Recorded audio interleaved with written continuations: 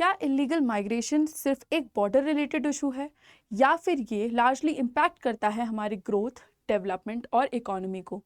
Likewise अगर आप देखो तो इस पर्टिकुलर नोशन पे एक बहुत ही स्ट्रॉन्ग स्टांस लेते हुए प्राइम मिनिस्टर नरेंद्र मोदी ने अपनी दुर्गापुर की रैली में काफ़ी एक्सप्लिसिटली बोला है कि जो इलीगल इमिग्रेशन हो रहा है हमारी कंट्री में through the border areas of this country, वो काफ़ी ज़्यादा इम्पैक्ट करता है in terms of getting investments in side of our country. For a fact कि इलीगल इमिग्रेशन की वजह से हम लोग देखते हैं कि लोग जो हैं वो काफ़ी कम्यूनल एस्पेक्ट की वजह से डिसरप्ट कॉज कर देते हैं हमारी स्टेट्स में, फिर चाहे वो नॉर्थ ईस्टर्न स्टेट्स हों, बंगाल हो, कश्मीर हो या फिर छत्तीसगढ़ हो, जिसकी रिस्पेक्ट में अगर आप देखो तो मोस्टली जो प्रॉब्लम कॉज हो रही है वो फॉरेन एंटिटीज़ की वजह से ही हो रही है। तो उस रिस्पेक्ट में मेजरली एक बहुत ही स्ट्रॉन्ग स्टांस लेते हुए प्राइम मिनिस्टर नरेंद्र मोदी ने इलीगल इमिग्रेशन पे कहा है कि कोई भी इलीगल माइग्रेंट्स अगर हम लोगों को मिलते हैं तो कॉन्स्टिट्यूशन यानी कि भारत का जो संविधान है उसको मद्देनज़र रखते हुए सख्त से सख्त स्टेप उनके अगेंस्ट लिया जाएगा, जिसके चलते हमारी कंट्री जो है वो जितने भी इलीगल तरीके से लोग यहाँ पे रह रहे हैं उससे मुक्त हो जाएगी। तो चलिए जानते हैं ये जो पूरा मुद्दा क्या है, वो कैसे इम्पैक्ट करता है हमारी कंट्री को और इसका यूपीएससी सीएससी रेलेवेंस क्या है, क्योंकि इसी रिस्पेक्ट से आप एक ओपिनियन बिल्डिंग पे काम कर पाएंगे और with the respect of the article आप मेजरली अपनी एक स्ट्रॉन्ग ओपिनियन बिल्डिंग को थोड़ा सा साइड करके एक न्यूट्रल स्टांस पर आ पाओगे। तो चलिए बिना किसी देरी के आज के इस सेशन की हम शुरुआत करते हैं और समझने की कोशिश करते हैं कि एक्चुअल में जो मुद्दा है वो क्या है। तो अगर हम बात करें तो news specifically prime minister Narendra Modi की रैली के बारे में है, जिसके पर्सपेक्टिव से अगर आप देखो तो ये दुर्गापुर में रैली हुई थी which is located in west Bengal, जिसमें टीएमसी पे काफ़ी सारे कटाक्ष करते हुए जो प्राइम मिनिस्टर हैं उन्होंने कहा कि टीएमसी एनकरेज करती है इन्फिल्ट्रेशन, क्योंकि उससे उनकी अपीजमेंट पॉलिटिक्स जो है वो बूस्ट होती है, जिससे कि आप अगर देखो तो फोर्स आइडेंटिटी से लोग यहाँ हमारी कंट्री में रह रहे हैं, जिससे वो हमारे रिसोर्सेज का इस्तेमाल कर रहे हैं, हमारे जितने भी एस्पेक्ट हैं इकोनॉमी को उसको भी डिसरप्ट कर रहे हैं और साथ ही साथ पीस बिल्डिंग भी नहीं होने दे रहे हैं इस कंट्री में। अगर आप देखो तो मोदी जी एम्फसाइज्ड कि कॉन्स्टिट्यूशनल एक्शन हम जितने भी नॉन सिटीजन्स हैं उन पे सख्त से सख्त तरीके से जल्द लेंगे, जिस पे टीएमसी ने प्रोटेस्ट किया है कि बंगाली स्पीकिंग जो माइग्रेंट्स हैं अगर आप उनको डिटेन करते हो तो हम भी चुप नहीं बैठेंगे। हाउएवर दिस इज़ समथिंग जो कि एक एक्शन के चलते रिएक्शन आया है, बट देन अगेन हम लोग यहाँ से अगर कुछ नुआंसेस या कंक्लूजन्स ड्रॉ करने की कोशिश करें तो वो एटिपिकली थोड़ा सा अगेंस्ट ही फॉलो ऑफ करेंगे with respect to the present Bengal government. उसी रिस्पेक्ट में अगर हम मूव ऑन करें और समझने की कोशिश करें कि एक्चुअल में हुआ क्या जिसकी वजह से ये सारे नुआंस हम आज के टाइम पे डिस्कशन में लेके आ रहे हैं, तो मेजरली बंगाल के बारे में अगर आप देखो तो ये एक स्ट्रेटेजिक ट्रेड पोटेंशियल रखता है। क्यों? क्योंकि बंगाल की अगर आप यहाँ से पोजीशनिंग देखते हो तो हमको पता चलता है कि इसकी एक्सेस बे ऑफ बंगाल और बांग्लादेश में बेटर है, जिसके रिस्पेक्ट से हम लोग इसको इंडस्ट्रियल हब बना सकते हैं, क्योंकि प्रीवियसली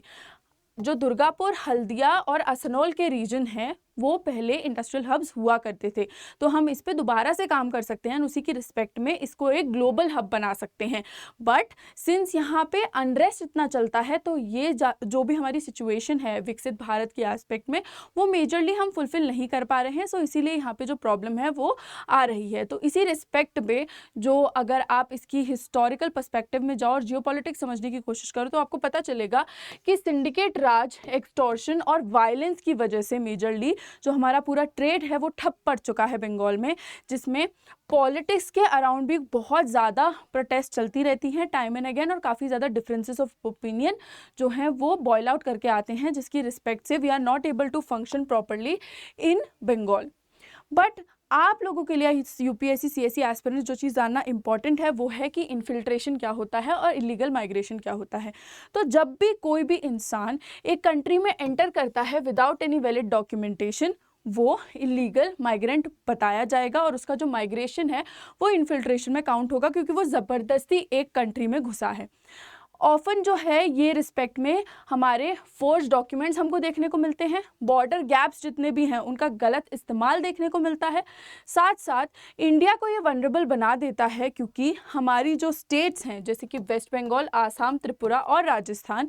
यहाँ पे बहुत ज़्यादा ये जो आपके बॉर्डर गैप्स हैं वो एग्जिस्ट करते हैं, जिसकी रिस्पेक्ट में इन्फिल्ट्रेशन जो है वो बहुत ज़्यादा हाई क्वांटिटी में होता है। इसी रिस्पेक्ट पे अभी कंट्री जो है वो काफ़ी हेविली काम कर रही है, जिसके रिस्पेक्ट में अगर आप नॉर्थ ईस्ट में देखो तो कई सारे अलग अलग नुआंसेस लिए जा रहे हैं, ट्राइब्यूनल्स बनाए जा रहे हैं, जिसके रिस्पेक्ट में जो डिपोटेशन का कार्यक्रम है वो किया जाएगा, क्योंकि at the end of the day it is our country who is suffering, जो कि नहीं होना चाहिए। जितने भी नॉन सिटीजन्स हैं उनको हम शरणार्थी बना के आखिरकार कब तक रख सकते हैं। तो इसी रिस्पेक्ट में काफ़ी ज़्यादा काम जो है वो किया जा रहा है। अगर आप देखो कि कैसे इससे हमारे नेशनल सिक्योरिटी कंसर्न्स जो है वो बढ़ जाते हैं, तो वो इसीलिए क्योंकि टेरर नेटवर्क पेनिट्रेट कर पाता है। आप देखोगे कि जो कुकी-मेती कॉन्फ्लिक्ट है वो मेजरली फॉरेन एंटिटीज़ की वजह से, फॉरेन ऑर्गेनाइजेशन की वजह से जोर पकड़ रही है। तो उस रिस्पेक्ट में टेररिस्ट एक्टिविटीज़ जो हैं वो भी बहुत ज़्यादा बढ़ जाती हैं, क्योंकि from the border areas we see कि जो भी प्रॉब्लम कॉजिंग एजेंट्स हैं वो मेजरली इन्फिल्ट्रेट कर देते हैं, फिर चाहे वो पाकिस्तान के एस्पेक्ट में हो, बांग्लादेश के एस्पेक्ट में हो या इनफैक्ट चाइना के एस्पेक्ट में भी हो। बट मेजरली हमको जो देखने को मिलता है वो पाकिस्तानी इन्फिल्ट्रेटर्स और बांग्लादेशी इन्फिल्ट्रेटर्स ज़्यादा परेशान करते हैं, और वही हमको देखने को भी मिलते हैं जब भी हम टाइम एंड अगेन से उनको पकड़ लेते हैं। तब ह्यूमन ट्रैफिकिंग के एस्पेक्ट भी बहुत ज़्यादा रिपोर्टेड है, स्मगलिंग होती है, और रेडिकलाइजेशन तो ऑफकोर्स वी सी कि कितना ज़्यादा यहाँ पे एग्जिस्ट करता है जब भी हम बात करते हैं इन्फिल्ट्रेटर्स की, जिससे नेशनल सिक्योरिटी जो है वो हमारी स्टेक पे हो जाती है। अगर आप देखो तो इससे हमारी इंटरनल सिक्योरिटी कॉम्प्रोमाइज़ होती है, और इंटेलिजेंस पे भी बहुत ज़्यादा जोर आता है, हमारे लॉ इन्फोर्समेंट पे भी बहुत ज़्यादा प्रेशर बढ़ जाता है, क्योंकि जब अगर इन्फिल्ट्रेटर्स हमारी कंट्री में आ जाते हैं तो डिस्टिंग्विश करना बहुत ज़्यादा डिफिकल्ट हो जाता है कि एक्चुअल सिटीजन्स कौन है और इन्फिल्ट्रेटर्स कौन है। एंड ऑफ कोर्स आप सिटीजन्स को नॉन सिटीजन्स नहीं बोल सकते, एंड सबके घर में घुस के भी उनके डॉक्यूमेंट्स चेक नहीं कर सकते, क्योंकि at the end of the day there are basic rights जो कि एग्जिस्ट करते हैं, जो हमको रिस्पेक्ट करना एज अ गवर्नमेंट भी बहुत ज़्यादा ज़रूरी है। सो ये जो पूरा इन्फिल्ट्रेशन का एस्पेक्ट अगर आप देखो तो वो इकोनॉमिक्स के एस्पेक्ट में भी बहुत ज़्यादा हमको ट्रबल देता है। क्यों?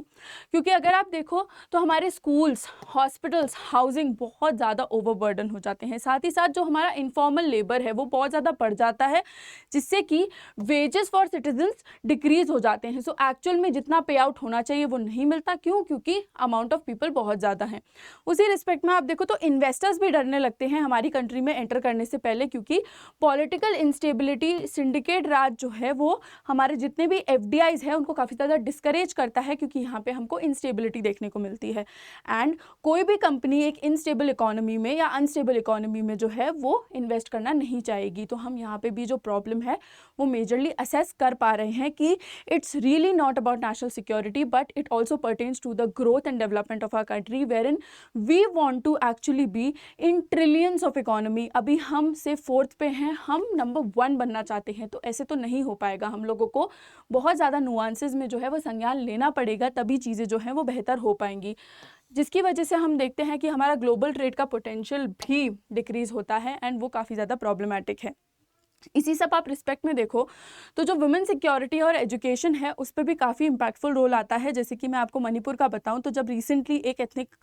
कॉन्फ्लिक्ट हुई थी तो उसमें लोगों के घर जो हैं वो जला दिए गए थे, और उसके साथ साथ जो वुमेन थी वहाँ पे उनका रेप किया गया था। तो उसी रिस्पेक्ट में आप अगर देखो तो जो नॉन सिटीजन्स हैं वो काफ़ी ज़्यादा प्रॉब्लम भी कॉज करते हैं। एंड इट्स नॉट दैट कि सिर्फ नॉन सिटीजन्स ही, but right now we are pertaining to talk only about those. So इसीलिए आपको ये भी यहाँ पे कॉन्सेंट्रेट करना पड़ेगा कि जो हमारा SSC रिक्रूटमेंट स्कैम है वो भी इसी सब की वजह से हुआ था। एंड PM ने स्पेसिफिकली फ्लैग किया था कि सिस्टमैटिक फ्रॉड्स हमारे काफ़ी ज़्यादा एग्जिस्ट करते हैं। अगर आप अभी के टाइम पे देखो तो बंगाल में हम लोग ऑलरेडी इसको फेस कर रहे हैं। अनसेफ एनवायरनमेंट रहता है वुमेन का इन कॉलेजेस में। वेरी फेमस एग्जांपल RG कर हॉस्पिटल। इसी रिस्पेक्ट में आप देखो तो काफ़ी सारे नुआंसेस इंसिडेंट्स ऑलरेडी हो चुके हैं, तो हम लोगों को इसको दोबारा टेस्ट करने की ज़रूरत नहीं है। Therefore this is high time कि हम लोग इस पे